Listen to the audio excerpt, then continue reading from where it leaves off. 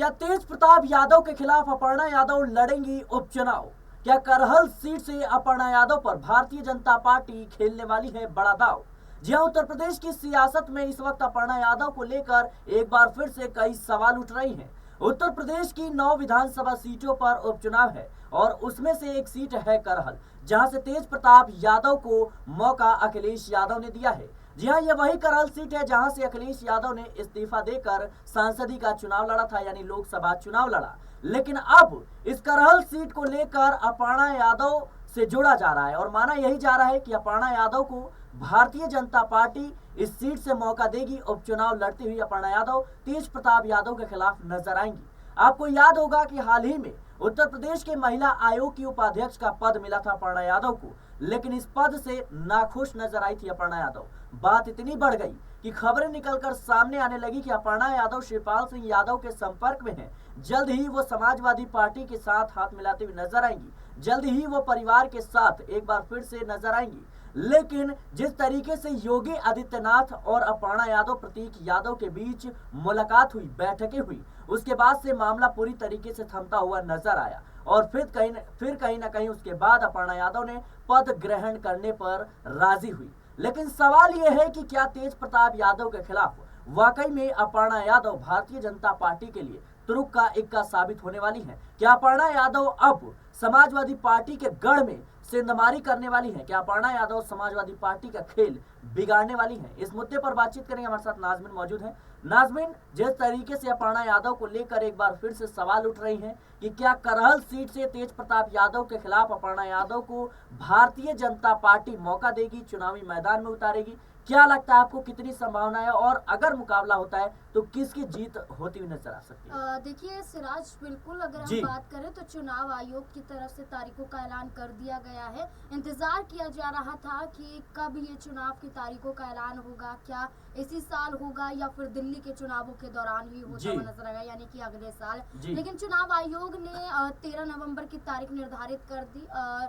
उत्तर प्रदेश की 10 विधानसभा सीटों पर चुनाव होना था, लेकिन 9 ही विधानसभा सीटों पर चुनाव होगा। मिल्कीपुर विधानसभा सीट अभी रोक दी गई है, लेकिन इन 9 विधानसभा सीटों में महत्वपूर्ण सीट करहल विधानसभा सीट मानी जा रही है। जैसे कि आप भी कह रहे हैं कि ये गढ़ है समाजवादी पार्टी का। ये अखिलेश यादव ने भी यहाँ से चुनाव लड़ा है, उनके पिता स्वर्गीय मुलायम सिंह यादव ने भी यहाँ से चुनाव लड़ा है। एक तरीके से समाजवादी पार्टी का और परिवार का गढ़ करहल विधानसभा सीट है, जो उनके खाते में हमेशा से हमने देखी है।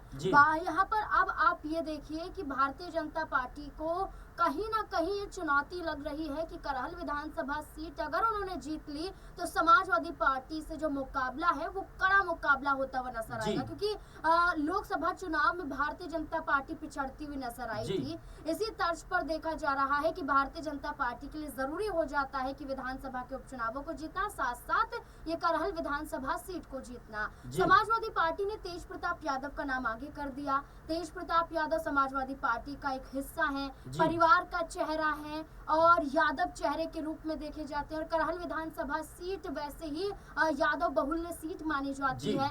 और इस आधार पर देखा जाए तो अब ये कहा जा रहा है कि भारतीय जनता पार्टी क्या करेगी, क्या कोई यादव चेहरे को उतारेगी या फिर कोई और वर्ग के चेहरों को भारतीय जनता पार्टी इस विधानसभा सीट पर उतारती हुई नजर आई है। जैसे कि आपने कहा कि अपर्णा यादव, वाकई अपर्णा यादव 2022 में भारतीय जनता पार्टी में शामिल हुई थी, लेकिन भारतीय जनता पार्टी में आने के बावजूद अपर्णा यादव कोई भी पद संभालती हुई नजर नहीं आई। लंबे समय बाद जाकर यूपी महिला आयोग की उपाध्यक्ष बनाई जाती हैं और उन्हें ये पद अपने कद अनुसार नहीं लगता है और भारतीय जनता पार्टी के खिलाफ उतरने का फैसला कहीं ना कहीं अपर्णा यादव ले चुकी थी। उस दौरान देखा जाए तो अपर्णा यादव के घर पर योगी के मंत्री पहुंचते हैं, महिला आयोग की अध्यक्ष पहुंचती हैं, खुद सीएम योगी आदित्यनाथ से मुलाकात करती हुई अपर्णा यादव अपने पति प्रतीक संग नजर आती है। ये भी कहा जा रहा था कि उस दौरान सीएम योगी आदित्यनाथ से बातचीत हो गई है, सब सुलह हो गई है, लेकिन सवाल यहाँ पर ये भी खड़ा होता हुआ नजर आता है और ये कहीं ना कहीं संकेत मिल रहे हैं कि क्या ये मुलाकात उपचुनावों को लेकर भी थी? क्या अपर्णा यादव ने इस पद को ग्रहण करने के लिए राजी होने का जो फैसला लिया है, क्या ये जो रजामंदी है वो इस आधार पर थी कि मैं उपचुनाव भी लड़ूंगी और उपचुनाव में क्या वो करहल विधानसभा सीट ही होगी? तो यहाँ पर सिराज, जैसे कि देखा जाए तो अपर्णा यादव के लिए चुनाव लड़ना बेहद जरूरी हो जाता है, चाहे वो लोकसभा का चुनाव हो, विधानसभा का हो या उपचुनाव ही क्यों ना हो, क्योंकि अपर्णा यादव को एक कार्यकर्ता के रूप में देखा जा रहा है, उपाध्यक्ष के रूप में देखा जा रहा है महिला आयोग के, लेकिन ना तो वो सांसद ना विधायक, किसी भी पद पर वो मौजूद नजर नहीं आती हैं। इस लिहाज से देखा जाए तो अपर्णा यादव की जो मुलाकात योगी आदित्यनाथ से हुई थी, ये मुलाकात उपचुनावों को लेकर भी हुई हो सकती है। जी जी बिल्कुल नाज़मीन, आपने बहुत ही विस्तार पूर्वक बताया, लेकिन मेरा सवाल ये रहेगा अगला आपसे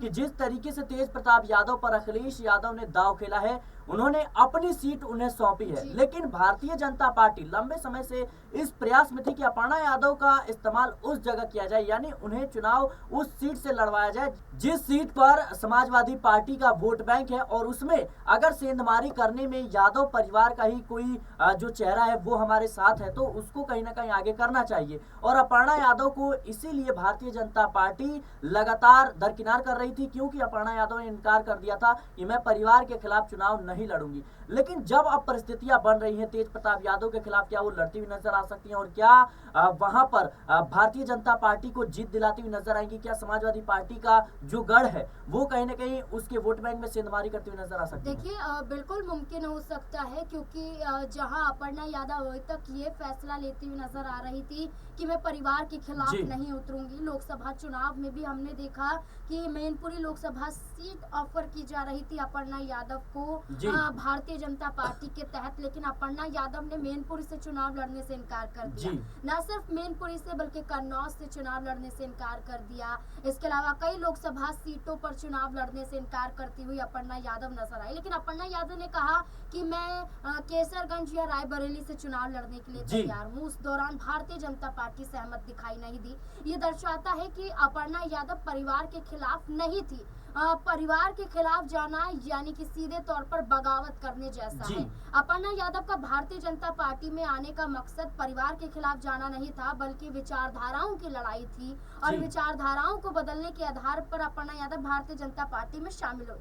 लेकिन अगर कोई राजनीति में है और राजनीति में अपना फायदा नहीं देखता है या किसी पद पर नहीं पहुंचता है, तो उसका राजनीतिक जो स्वरूप है, जनाधार है, वो लुप्त हो जाता है। अब ऐसे में हमने कई तस्वीरें देखी हैं उत्तर प्रदेश में ही कि एक ही परिवार से अलग अलग पार्टियों में मौजूद नजर आते हैं, एक दूसरे को चुनावी मुकाबला देते हैं। जैसे कि अगर हम चर्चा करें तो स्वामी प्रसाद मौर्य यहाँ पर मौजूद है, उनकी बेटी भारतीय जनता पार्टी में है, संघमित्रा मौर्य।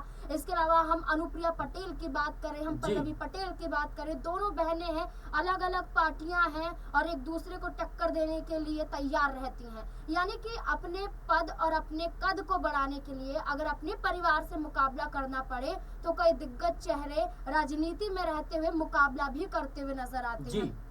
शिवपाल यादव को देख लीजिए, जब अखिलेश यादव से कहा सुनी हुई थी उस दौरान वो पार्टी भी छोड़ देते हैं, प्रगतिशील अपनी पार्टी का गठन करते हुए नजर आते हैं। तो शिवपाल यादव भी अपने फायदे के लिए अलग हुए थे। तो अपर्णा यादव को अगर भारतीय जनता पार्टी में जगह चाहिए और अगर भारतीय जनता पार्टी करहल विधानसभा सीट का ऑफर करती है तो जरूर अपर्णा यादव को चुनाव लड़ना चाहिए, और जहां तक लगता है तो अपर्णा यादव चुनाव लड़ती हुई भी नजर आई। जी बिल्कुल दर्शकों, लगातार अपर्णा यादव को लेकर जो कयास है वो लगाए जा रहे हैं, लगातार उनको लेकर उनके राजनीतिक भविष्य को लेकर सवाल उठ रहे हैं। लेकिन इसी बीच जिस तरीके से एक बार फिर से जब चुनाव आयोग ने ऐलान कर दिया है कि भाई जो 9 विधानसभा सीटें उत्तर प्रदेश में वहां पर उपचुनाव होंगे 13 नवंबर को होंगे, और इसी बीच अब फिर से करहल सीट को करके अपर्णा यादव की दावेदारी को जो है कहीं ना कहीं पेश किया जा रहा है, लगातार कयास लगाए जा रहे हैं। अब देखना होगा कि क्या बीजेपी वाकई में अपर्णा यादव पर बड़ा दाव खेलेगी, और अगर ये दाव खेलती है तो क्या अपर्णा यादव समाजवादी पार्टी का जो खेल है वो बिगाड़ती हुई नजर आएंगे? क्या तेज प्रताप यादव की अपर्णा यादव के सामने हार होगी? ये बड़ा सवाल है। इन तमाम सवालों का जवाब हमें कमेंट बॉक्स में जरूर दीजिएगा। फिलहाल के लिए इस रिपोर्ट में इतना ही। देश और दुनिया की तमाम खबरों के लिए बने रहना नेशनल पॉलिटिकल बाइट के साथ।